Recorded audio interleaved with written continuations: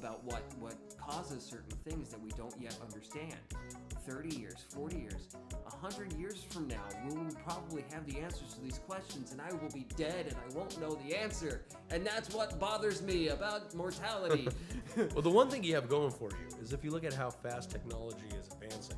Right. Now, for each 10 years down the line, is going to be slower in growth than than subsequent 10 years. Yeah, I know that too, but and that's a great. But at the same time, to bring it back down again, are we gonna die? Are we gonna die way before then? Yeah, exactly. But also, who's looking? You know, who's seriously looking to the answers to these questions? Yes.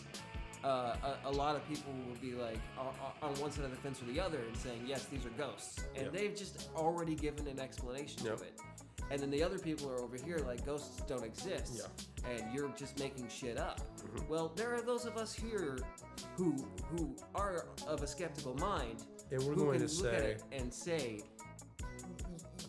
yeah, you're probably right, ghosts don't exist. But this shit happened. Some fucking weird ass shit. And there's got to be an answer to it. There's got to be an answer to it. And those of you out there listening to this, if you've had similar experiences where you're like, this is something that I have experienced, and I want to know. Maybe more of us that want to know, and don't just brush it off as saying, giving it a definitive answer and saying, you know, like where we had God in those gaps, and now we have ghosts in those weird gaps.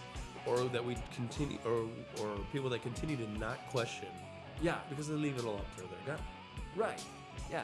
It's like, I mean, if we didn't question things, we would never have found penicillin. We never would have found out why corpses rot and decay in the way that they do, and stop opening up, you know, fucking, caskets and stabbing people in the heart so they didn't come back as vampires. You know, we understood these things at a certain point. There was a time in our history where we would open up coffins and chop off people's heads or stab them in the heart to prevent them from coming back from the dead.